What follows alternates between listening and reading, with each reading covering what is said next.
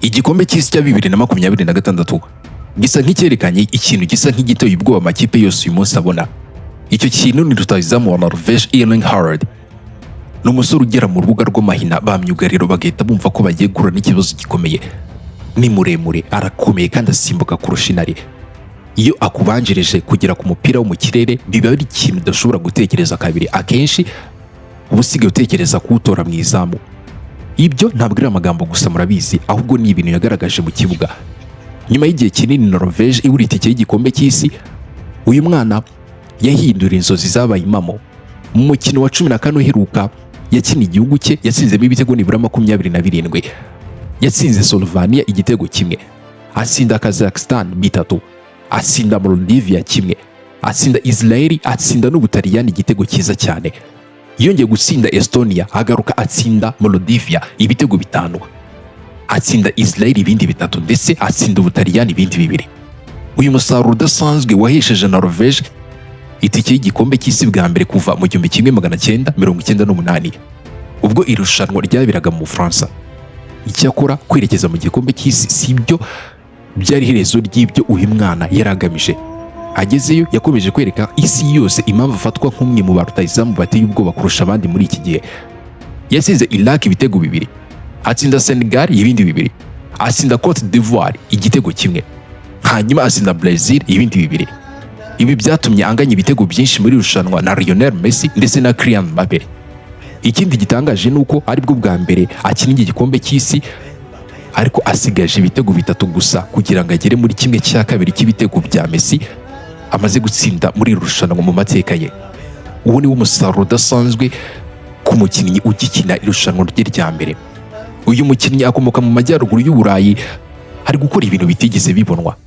Mu minota 54 amaze gukina Norvège amaze gutsinda ibitego nibura 62.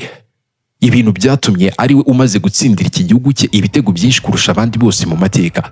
Umuvuduko asindiraho ibitego bye uratangaje cyane, ku buryo ugereranyije n'uwa Lionel Messi, Cristiano Ronaldo cyangwa se Kylian Mbappe usanga ari hejuru cyane. Mbappe mvuze amaze gutsindira Ubufaransa ibitego 63 mu mikino nibura 103, mu gihe Haaland we amaze gutsinda ibitego 62 mu mikino 54 gusa.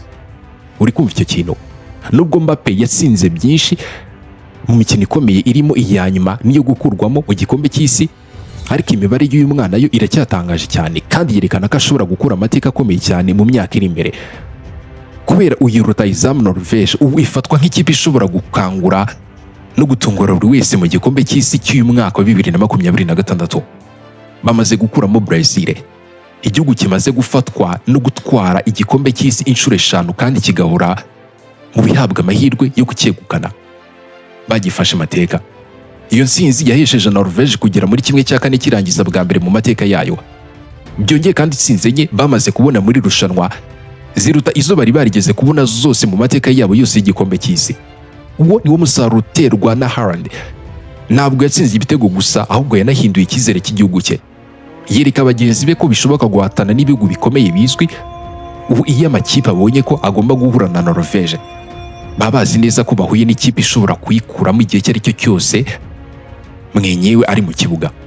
Kugira ngo umuntu yumve impamvu uyu mwana ari gukora ibintu bikomeye muri rushanwa, byaba ari ngombwa gusubira inyuma tukareba urugendo rwe. Nubwo akiri umwe mu bakinnyi bavutse nyuma y'umwaka wa 2000, ariko yamaze kwandika amateka mu marushanwa akomeye cyane ku mugabane w'Uburayi. Mu buzima bwe bwose bwo gukina umupira amaze gutsinda ibitego birenga nibura 359, kandi aracyari muto ku buryo benshi bemera ko ataragera ku rwego rwo hejuru ashoboye. Aracyivugurura. Yatangiye kumenyekana akinira ikipe yitwa Muri muri Norvège, aho yatsinze ibitego 20 gusa. Umukino wahinduye amateka ye n'uwo bakinnyemo na Bayern. Yarayiwe shampiyona kandi afite ubwungarizi bwiza kurusha ubundi. Yatsinzemo ibitego 4 mu minota 21 ya mbere. Ikipe ye isinda ibitego 4 ku busa. Maze abatamika b'Imana hirya no hino ku isi ku mugabane bahise batangira kumukurikiranira bya hafi. Muri icyo gihe yabonye amahirwe yo gukina amarushanwa y'Uburayi, aho yatsinze ibitego 4 mu mikino 5 yo gushaka itike. Nyuma yaho yerekeje muri Banks muri Australia, ari naho yatangiye kwigaragaza ku rwego mpuzamahanga. Mu mwaka w'imikino wa 2019 2020 yatsinze ibitego byinshi ndetse akora n'ibyo benshi batari biteze. Mu marushanwa ahuza amakipe yabaye ya mbere iwayi ku mugabane w'Uburayi, mu mukino wa mbere yahise atsinda ibitego 3 mu gice cya mbere. abo umukinnyi wa mbere ukiri muto ukoze ibyo bintu mu mukino wa mbere muri iryo rushanwa. Yakomeje gutsinda muri buri mukino mu mikino 5 ya mbere yakurikiranye. Yasoje amatsinda afite ibitego 8 n'umupira umwe wavuyemo igitego mu mikino 6 gusa. Aho n'isi yose yamenye ko atari umukinnyi uvugwa kubera amahirwe, ahubwo ari impano idasanzwe. Ubwo yageraga muri Dortmund yakomeje kwandika amateka. Yatsinze ibitego 86 muri iyo kipe. Ku mukino wa mbere yinjiye asimbuye atsinda ibitego 3 mu minota nibura 23 gusa. Nyuma yaho yabaye umukinnyi wa mbere mu mateka ya shampiyona y'Ubudage utsinze ibitego 7 mu mikino 3 ya mbere. None yabaye umukinnyi ukiri muto wagejeje ibitego 50 muri iyo shampiyona. Abigiraho afite imyaka 21 gusa y'amavuko, kandi ubu amaze gukina imikino 50. Yabaye kandi umukinnyi watsinze ibitego byinshi muri rushanwa rihuza amakipe yabaye ya mbere wabo ku mugabane w'Uburayi, aho yatsinze ibitego 10 mu mikino 8. Mu gikombe cy'Ubudage yafashije Dortmund gutsinda Leipzig ibitego 4-1 mu mukino wa nyuma, atsindamo ibitego 2. Yagiranye n'imikino itazibagirana n'andi makipe akomeye. Yatsinze Paris Saint-Germain ibitego 2.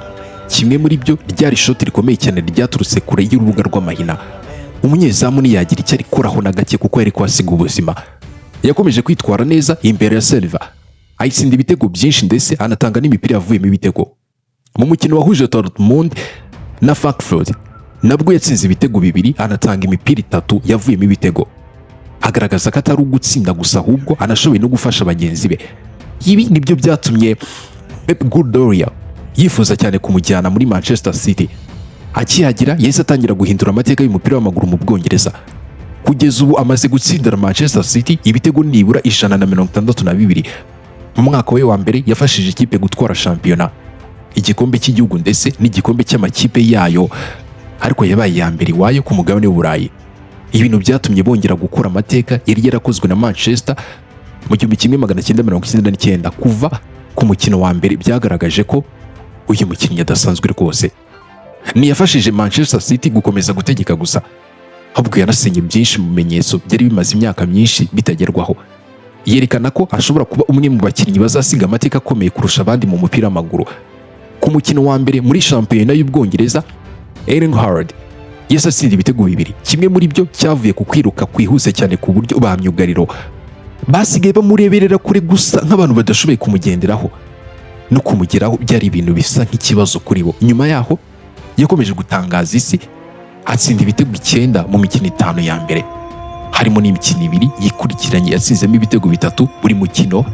Nta mukinnyi wari warigeze akora ibyo mu mateka ya shampiyona y'Ubwongereza, ariko yasoje uwo mwaka atsinze ibitego nibura 36 muri shampiyona, aca agahigo kari kamaze imyaka myinshi gafitwe na Aaron cyangwa se Andrew Cole. Bari baratsinze ibitego 34 mu marushanwa yose hamwe. Yatsinze ibitego 52 mu mikino 53 gusa. Umutoza we yavuze ko Haaland ari impano idasanzwe mu mupira w'amaguru wahawe, amusubiza amubwira ko nawe ari umutoza mwisi ku isi kandi umufashije kurushaho kuba umukinnyi ukomeye. Icyatumye uyu mwaka uba amateka si igikombe yatwaye gusa, ahubwo n'umubare munini w'uduhigo yashyizeho. Yabaye umukinnyi wagejeje ku bitego nibura 10, 20 na 25 bya shampiyona y'Ubwongereza mu gihe gito kurusha abandi bose. Abigeraho nyuma y'imikino 6, 14 na 19 gusa. Yatsinze ibitego 3 mu mikino inshuro 6 muri uwo mwaka umwe. Umubare wari uhamwe ni wari waragezweho n'abandi bakinnyi bose ba shampiyona hamwe. Yatsinze mu mikino imwe ya mbere yose yakiniye hanze y'iwabo. Aba kandi umukinnyi wa mbere watsinze ibitego 3 mu mikino 3 yakurikiranye yakiniwe mu rugo, harimo n'umukino udasanzwe batsinzemo Manchester United mu kibuga cya Etihad. Yatsinzemo nibura ibitego 22 muri shampiyona.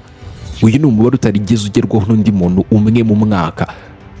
Yanabaye umukinnyi wagejeje ku bitego 25 no ku rwego rw'Uburayi. Yakomeje kuba inkuru ikomeye cyane, aho yatsinze ibitego 12 mu mikino 11 y'irushanwa ryahuje amakipe yabo yabaye ya mbere iwabo ku mugabane w'Uburayi. Bituma aba umukinnyi wa gatatu gusa wari ubigezeho nyuma ya Lionel Messi na Luis Adrian. Yanagize ku bitego 30 nibura muri rushanwa akiri muto kandi mu gihe gito, abikora kurusha abandi bose bamubanjirije. Buri cyumweru buri kibuga n'uwo bahuraga wese nta kintu cyamuhagarikaga. Ntabwo amaze kuba rutahizamu usanzwe gusa, ahubwo amaze no guhindura uburyo abantu basobanuramo umukinnyi utsinda ibitego. Yasoreje uwo mwaka afite impuzandengo nziza kurusha abandi bose mu mateka ya shampiyona y'Ubwongereza, atsinda igitego nyuma y'iminota 77 gusa akinnye. Manchester City nayo yasoje uwo mwaka ikoze amateka akomeye kurusha ayandi yose mu buzima bwayo. Niba umwaka wa mbere wari umeze nk'umuyaga ukomeye, wa kabiri warushije kuba inkubiri kubo bahanganye nawe, kuko yongeye gutwara igikombe n'igihembo cy'uwatsinze ibitego byinshi muri shampiyona y'Ubwongereza. Aba umukinnyi wa mbere ubikoze imyaka 2 ikurikiranye yasoje shampiyona afite ibitego nibura 27. Anafasha Manchester City gutwara igikombe cya shampiyona ku nshuro ya 4 zikurikiranya. Ibi ni ibintu bitari byarigeze bikorwa n'ikipe yari yose mu Bwongereza, ariko mu yandi marushanwa yatsinze ibitego 3 ku rwego rw'Uburayi n'ibindi 5 mu gikombe cy'igihugu. Asoza umwaka afite ibitego 38. Ku bandi ba rutahizamu uyu yari kuwo mwaka mwiza kurusha indi yose, ariko kuri we byari ibintu n'ubundi bisanzwe, wavuga ko bitarenze. Yakomeje no gutsinda ibitego 3 mu mikino inshuro nyinshi, yabikoze imbere ya Wolves, asubira kuri West Ham, hanyuma asenya Luton Town, ayitsinda ibitego 5 mu mikino umwe. Atangira umwaka wakurikiyeho ashyiraho utundi duhigo, atsinda ibitego 9 mu mikino 4 ya mbere ya shampiyona, arenga gahigo ka Wayne Rooney wari waratsinze 8 Manchester City amaze gutsinda Brentford ibitego 2-1. Haaland yaramaze gutsinda ibitego byinshi kurusha amakipe 18 yose yo muri shampiyona uteranyirije hamwe. Yasoje uwo mwaka afite ibitego 34 mu mikino 48, kandi ibi byose yabigiraga adahindutse mu buryo yakinaga. Yakomezaga gufasha bagenzi be gusatira no kugarura umupira nk'uko umutoza abimusaba. Ibi ni ibintu benshi bari baravuze ko bidashoboka ko umukinnyi ufite umubiri nk'uwe. Uwo mwaka wanabaye uwo yujuje imikino nibura 100 akinira Manchester City. Nk'uko bisanzwe yawijije atsinda Chelsea ku ya 18 Kanama 2024. Hashize ukwezi kumwe gusa mu mukino wahuje Manchester City na Arsenal, yageze ku bitego 100 muri ikipe amaze gukina imikino nibura 105 gusa. Kimwe mu bipimo byose byigize biboneka mu mupira w'amaguru wa none. Ntiyagarukiye aho. Mu mikino 3 ya mbere ya shampiyona yatsinzemo ibitego 7, arenga gahigo kari gafitwe na Eden wari waratsinze ibitego 3, wari waratsinze ibitego 6. Yabigeze atsinda ibitego 3 mu mikino 2 muri 3 ya mbere. Ibintu bitari byarigeze bikorwa kuva mu myaka mu 1994. Utwo n'uduhigo biri ku kwezi kwa Kanama ubwo kwarangiraga yaramaze kunganya na Haaland ku mubare w'imikino yatsinzemo ibitego 3 muri shampiyona y'Ubwongereza. Mu myaka 3 amaze mu Bwongereza yahindutse ikirenze rutahizamu, yahindutse uburyo bwihariye bwo gutsinda, ikimenyetso cy'ubwoba kuri ba myugariro bose ndetse n'umukinnyi uhora ahindura amateka. Ntabwo akiri umuntu ukurikirana amateka gusa, ahubwo n'umwe mu bari kuyandika buri mwaka. Iyo agarutse ku byo ari gukora ubu, iyo ugarutse ku byo ari gukora hamwe na Norvège muri iki gikombe cy'isi, byo birushaho gutangaza. Gutsinda ibitego niyo mpano ikomeye, kandi nicyo kintu kimugira umukinnyi wiringirwa kurusha abandi bose ku isi imbere y'izamu. Muri rushanwa ntabwo ari gutsinda gusa, ahubwo ari no gukora amateka mashya. Buri wese ari gukomeza kwibaza ikibazo kimwe gusa: ese ni iki gituma aba mwiza kuri urwego? Nk'uko twabibonye mbere, amaze gutsinda muri buri mukino mu mikino 14 iheruka yakiniye Norvège. Mu gikombe cy'isi cya mbere amaze gutsinda ibitego 7 mu mikino 4 gusa, harimo n'igitego cyahesheje intsinzi Norvège mbere ya Cote d'Ivoire, ndetse n'ibitego 2 byafashije gukuramo Brazil mu mukino w'amateka. Muri rusange amaze gutsindira igihugu cye ibitego 62 mu mikino 54 gusa. Sa nk'ugasoyemo gato, akaba ari gufite impuzandengo nziza kurusha abandi bose bamaze gutsindira ibihugu byabo ibitego 50 cyangwa se birenga mu myaka 100 ishize. Kugira ngo umuntu yumve uburemere bw'ibyo yakoze akagera ku bitego 60 akinira igihugu cye mbere ya Lionel Messi hari imikino 69 na mbere ya Cristiano Ronaldo hari imikino 76. Ariko icy'ingenzi si umubare w'ibitego gusa, ikidasanzwe ni uburyo abitsinda. Ntabwo ari wo mukinnyi ubanza kunyura hagati y'abakinnyi 3 cyangwa se 4 ngo aba ari gutsinda, ahubwo akoresha ubwenge, imbaraga, umwanya mwiza n'ubushobozi bwo kumenya aho umupira ugiye kugwa. Buri gihe aba ageze ahantu heza, agasoma umukino mbere y'abandi bose, akawitegereza, akawiga, hanyuma amahirwe yaboneka akayabyaza umusaruro mu kanya gato nk'ako guhombya. Ibi nibyo bituma buri mupira ugera mu rubuga rw'amahina uba ushobora kuvamo igitego, kandi niyo mpamvu ba myugariro benshi bavuga ko kumurinda ari kimwe mu bintu bigoye kurusha ibindi mu mupira w'amaguru w'iki gihe. Ntabwo akeneye kubanza kunyeganyeza amaguru kugira ngo ayobye ba myugariro.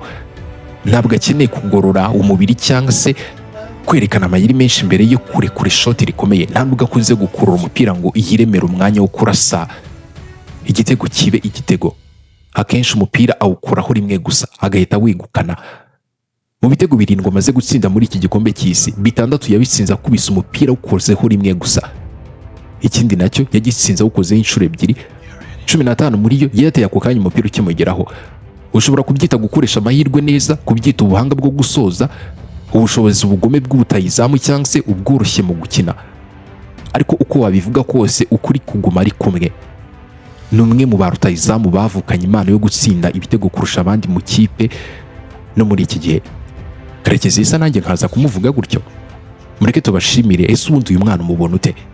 Ninde wagutunguye muri iki gikombe cy'isi? Nawe tuzamuvugeho.